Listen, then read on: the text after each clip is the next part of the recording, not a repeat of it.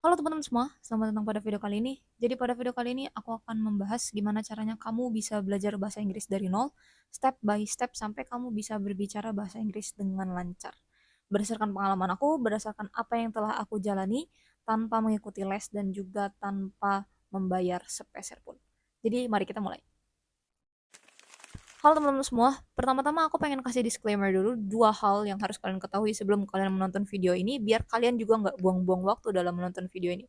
Pertama adalah video ini ditujukan untuk beginner, jadi bener-bener orang-orang yang nggak punya basic sama bahasa Inggris sama sekali. Jadi kalau misalkan kalian itu udah punya basic bahasa Inggris, menurut aku kalian nggak perlu nonton video ini.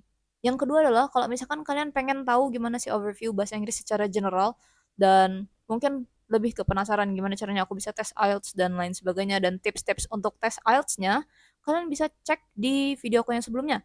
Kalian bisa cek di sini atau mungkin nanti akan aku taruh di kolom description di bawah. Itu menurut aku lebih cocok untuk kalian semua yang udah punya basic bahasa Inggris. Karena di video kali ini aku akan lebih menjelaskan gimana caranya kamu bisa belajar bahasa Inggris dari nol tanpa modal dan kamu bisa lakuin di rumah. Let's go. Oke, selamat datang di step yang pertama, teman-teman semua.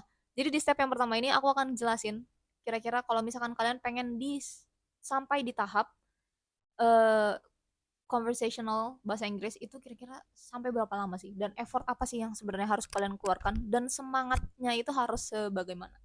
Oke. Jadi kalau misalkan kalian itu pengen sampai di level conversational English, menurut aku pribadi itu memang membutuhkan waktu yang cukup lama. Apalagi kalau misalkan target kalian itu pengen sampai kayak orang-orang native speaker gitu. Menurut aku itu kan sampai sangat lama. Tapi kalau misalkan kalian, seperti yang aku pernah bilang di video aku yang sebelumnya, kalau misalkan kalian pengen sekedar orang itu ngerti apa yang aku omongin dalam bahasa Inggris dan as a conversation, as a communication method aja, menurut aku itu masih bisa digapai dalam waktu yang singkat. Jadi tergantung level-level yang kalian inginkan. Dan itu jadi sebuah apa ya, menurut aku pedoman buat kalian sih. Jadi kalian pertama, kalian juga harus siapin mental kalian dalam belajar bahasa Inggris dan kedua juga kalian harus punya yang namanya apa ya, ekspektasi.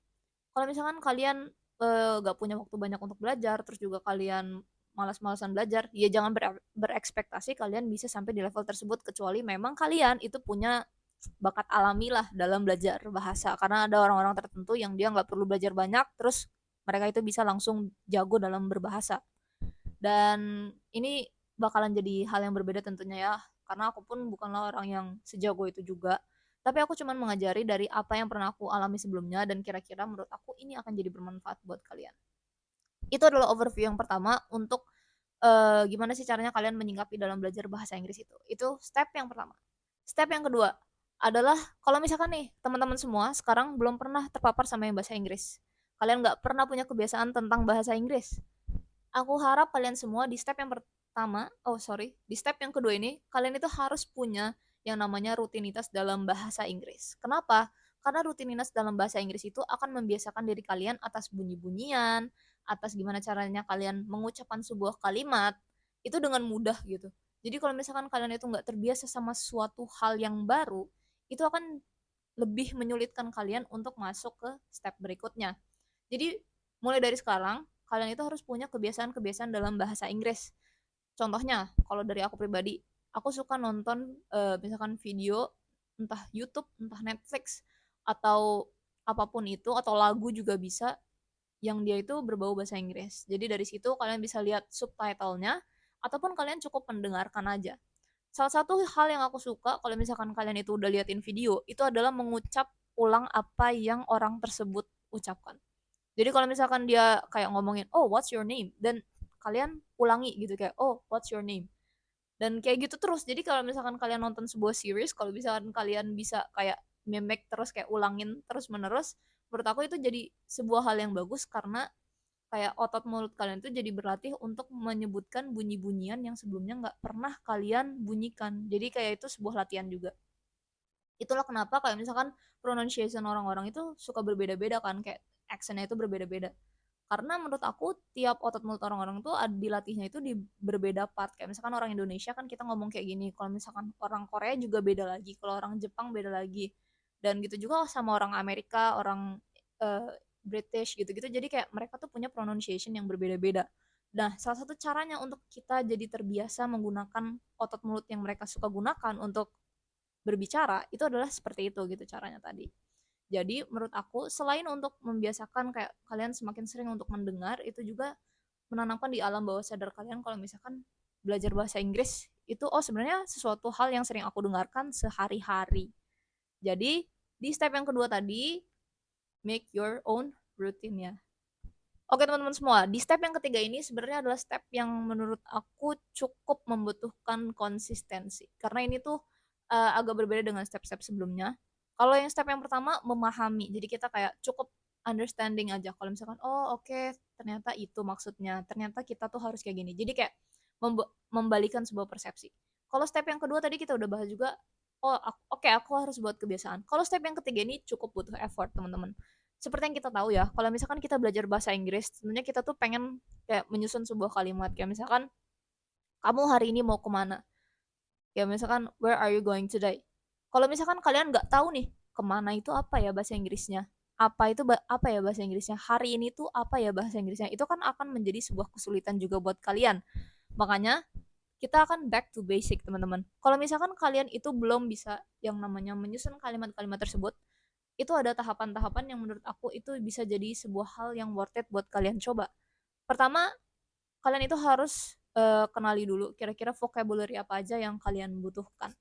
Dalam sebuah percakapan itu kan biasanya mereka menggunakan kayak kata tanya, terus lokasi, atau misalkan arah petunjuk, atau misalkan angka. Nah, hal-hal seperti itu yang kayak misalkan vocabulary yang penting-penting seperti itu seharusnya kalian kemas, terus kalian pelajari dan kalian hafalkan. Eh, Kalau misalkan kayak, aduh ini mah sama aja, aku jadi menghafal juga pada ujungnya. Well, menurut aku cara untuk menggantikan poin hafalan tersebut adalah dengan menjadikannya sebuah kebiasaan gitu. Jadi kalau misalkan kalian emang nggak mau menghafal, cara terbaik yang lainnya adalah ya dengan menjadikan hal tersebut sebagai kebiasaan. Dari kalau misalkan kalian udah punya sebuah kebiasaan tersebut, ya kan kalian nggak perlu kayak ngafalin secara terpaksa gitu. Dan itu juga sama seperti kalau misalkan kalian lihat ya, ada anak kecil nih, dia tuh sebenarnya nggak belum bisa berbicara. Terus misalkan orang tuanya itu ngasih dia tontonan bahasa Inggris terus menerus. Akhirnya di alam bawah sadar dia tiba-tiba dia bisa ngomong bahasa Inggris lebih lancar bahkan dari orang tuanya. Itu sering terjadi. Bahkan di keluarga aku pun begitu. Jadi kayak adik-adik aku dulu eh, dikasih tontonan yang berbau bahasa Inggris dan akhirnya sekarang bisa lancar banget ngomong bahasa Inggrisnya. Dan menurut aku itu juga bisa terjadi ke kita juga gitu loh. Kalau misalkan kita sering dengar kayak susunan kata bahasa Inggris, itu jadinya ke kita pun jadi lebih terbiasa. Kalau misalkan kalian sesimpel misalkan di HP kalian nih sekarang settingannya bahasa Indonesia, coba kalian ubah settingan HP kalian itu jadi ke bahasa Inggris, dan itu jadi kayak latihan lah ibaratnya. Atau misalkan kalian punya sebuah game yang kalian suka, gimana caranya kalau misalkan kalian ubah settingan game kalian sekarang itu ke bahasa Inggris. Atau misalkan kalian suka banget nih nonton video orang masak-masak, gimana sekarang kalau kalian ubah settingan bahasa tersebut ke orang yang suka masak pakai bahasa Inggris. Jadi kayak misalkan YouTuber luar negeri, atau misalkan orang yang suka reparasi pakai bahasa Inggris dan lain sebagainya. Jadi kebiasaan itu bisa menggantikan paksaan dalam menghafal. Menurut aku kayak gitu. Karena karena apa? Karena itu yang aku suka lakukan juga gitu. Kayak misalkan aku ngerasa kalau misalnya aku menghafal, aku gak bakalan bisa lancar-lancar.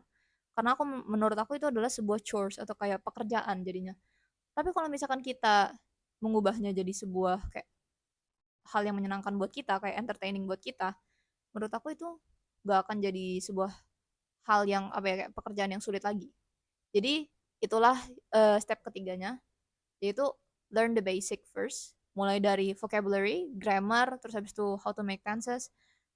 Eh, ada banyak sebenarnya teman-teman. Kalau misalkan kalian ingin mengkategorikan bahasa Inggris itu dari pertama, oh aku mau gimana di daerah rumah, kayak misalkan household vocabulary, atau misalkan school vocabulary, university vocabulary. Jadi itu kayak banyak gitu kan pengelompokannya.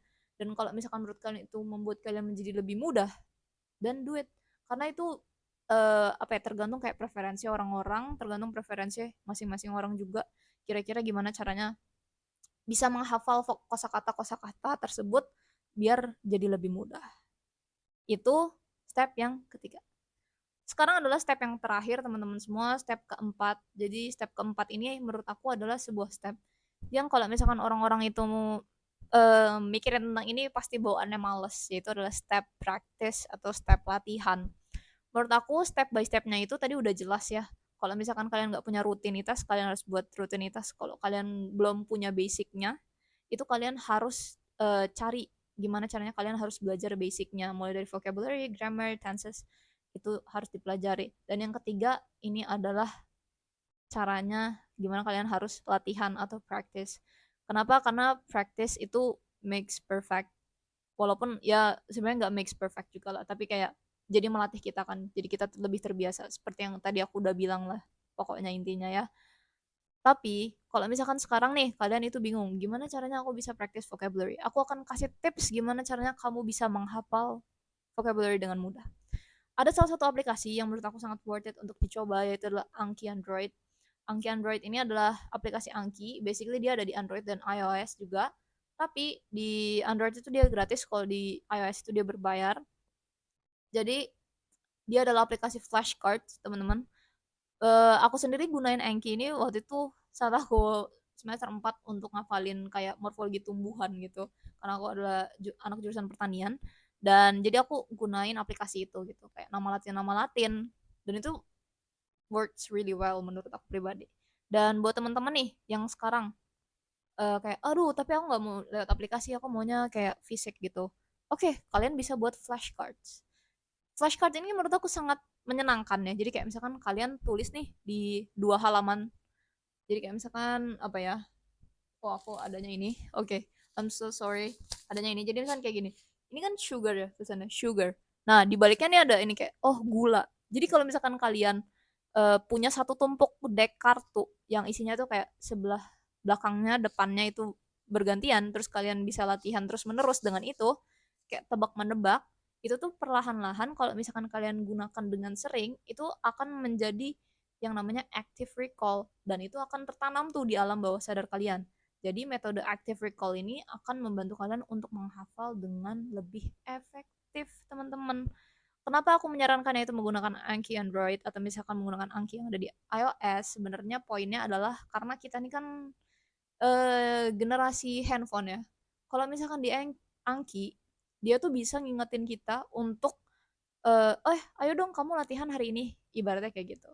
Jadi kayak ayo dong kamu buka dong deck flashcard kamu hari ini kayak gitu. Atau misalkan kamu juga bisa buka sendiri, buat alarm sendiri, terus kamu buka di situ dan dia bakal catat kayak oh kamu tuh udah latihan hari ini tuh 2 kali, dan kamu bisa track gimana sih kira-kira kemampuan kamu setelah kamu latihan 2 hari sekali, 3 hari sekali, atau mungkin seminggu 3 kali. Jadi kamu tahu perbedaannya, kira-kira kamu itu punya ritme belajar yang kayak gimana. Terima kasih buat teman-teman semua yang sudah nonton video kali ini sampai habis. Semoga video ini bisa bermanfaat. Semoga pengalaman aku bisa jadi sesuatu yang bermanfaat buat teman-teman semua. Dan kalau misalkan kalian punya pertanyaan, saran, atau mungkin kalian pengen berdiskusi tentang apapun itu, bisa leave a comment in kolom komentar.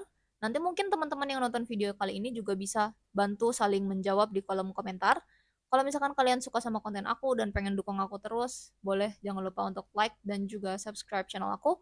Sampai jumpa di video aku yang lainnya. Dadah!